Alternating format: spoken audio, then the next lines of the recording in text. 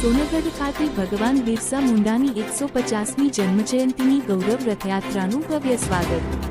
ભગવાન બિરસા મુંડાની 150મી જન્મજયંતિ નિમિત્તે ઉમરગામથી પ્રસ્થાન કરેલી ગૌરવ રથયાત્રા આજે સોનગઢ ખાતે આવી પહોંચતા સમગ્ર નગરમાં ઉત્સવમય વાતાવરણ છવાઈ ગયું હતું. સોનગઢવાસીઓએ ઢોલ-ધૂરા, વાજિત્રો અને આદિવાસી નૃત્યના તાલે રથયાત્રાનું ભવ્ય સ્વાગત કરવામાં આવ્યું.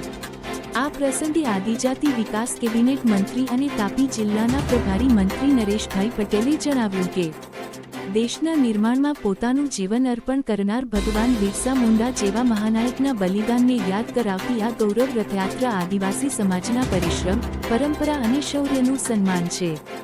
નવી પેઢીએ બિરસા મુંડાના જીવન ચરિત્રથી પ્રેરણા લેવી જોઈએ.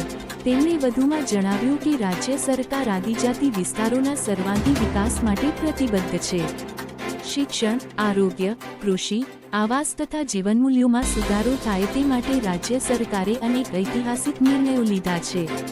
આ તકે રમતગમત રાજ્યમંત્રી ડોક્ટર જયરામભાઈ ગામિત જણાવ્યું કે આ ઉજવણી માત્ર ભગવાન બિરસા મુંડાની જન્મજયંતિ પૂરતી નથી, પરંતુ તેઓએ નાની ઉંમરે કરેલા આઝાદીના સંઘર્ષોને યાદ કરી તેમના આદર્શોને જીવનમાં ઉતારવાનો સંકલ્પ છે. કેન્દ્ર અને રાજ્ય સરકારની યોજનાઓને સમાજ સુધી પહોંચાડવાનો તથા પ્રતિભાશાળી યુવાનો અને વિદ્યાર્થીઓને સન્માનિત કરવાનો આ કાર્યક્રમ મહત્વ ધરાવે છે. આ પ્રસંગે જિલ્લા ભાજપ પ્રમુખ શ્રી સુરજભાઈ વસાવા, પૂર્વ મંત્રી શ્રી કુંવરજીભાઈ હળપતિ, વ્યારા ધારાસભ્ય શ્રી મોહનભાઈ કોંકણી, આદિજાતિ મોરચા પ્રદેશ અધ્યક્ષ શ્રી અર્જુનભાઈ ચૌધરી, જિલ્લા ભાજપ મહામંત્રી ડોક્ટર નિલેશભાઈ ચૌધરી, સુમૂલ ડેરી ડિરેક્ટર શ્રી કાંતિભાઈ ગામિત, આદિજાતિ મોરચા તાપી જિલ્લા પ્રમુખ અમિતભાઈ પટેલ સહિત જિલ્લા તથા તાલુકાના હોદ્દેદારો, જનપ્રતિનિધિઓ અને મોટી સંખ્યામાં આદિવાસી સમાજના ભાઈ બહેનો હાજર રહ્યા હતા. રિપોર્ટર એલિશા મરાઠે, સોનગઢ. 150મી જન્મ જયંતિ પૂરા દેશની અંદર ખૂબ ભવ્ય રીતે ઉજવાઈ રહી છે. ખાસ કરીને આદિવાસી સમાજ માટે 15 નવેમ્બરે એક યાદગાર ઘટના બની રહી છે. 15 નવેમ્બર હવે રાષ્ટ્રીય જનજાતિ ગૌરવ દિવસ તરીકે પણ ઉજવાશે. અને એવા દિવસે જ્યારે પ્રધાનમંત્રીજી દેડિયાપાડા ખાતે આવી ગયા છે, નર્મદા જિલ્લાની અંદર આદિવાસી સમાજના અન્ય સમાજનું આસ્થાનું સ્થળ દેવ મોગરા, ત્યાં દર્શન કરીને એ દેડિયાપાડાના મેદાન પર આવશે અને ત્યાં ભવ્ય રીતે ઉજવણીમાં ભાગ લેવાના છે. અમે છેલ્લા 4 દિવસથી આ જનજાતિ ગૌરવ યાત્રાને લઈને નીકળ્યા છે.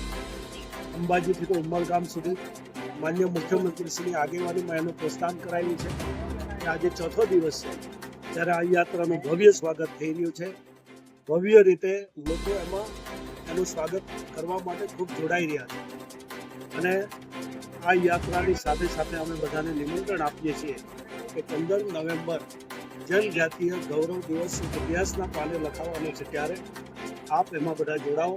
નવી પેઢી ભગવાન બિરસા મુંડા વિશે જાણે, સરકાર વિશે જાણે, સરકાર શું આદિવાસી સમાજ માટે કરે છે યોજના વિશે જાણે. એ પ્રકારની આ યાત્રા દ્વારા અમે જન સુધી પહોંચવાનો પ્રયત્ન કરી રહ્યા છે. આ યાત્રા 14 જિલ્લામાં પરિભ્રમણ કરશે. તમામ તાલુકાઓને અમે આવરી લેવાનો પ્રયત્ન કર્યો છે. ફરીવાર આપના માધ્યમ દ્વારા 15 નવેમ્બરની ખાસ કરીને ઉજવણીમાં જોડાવા વિનંતી.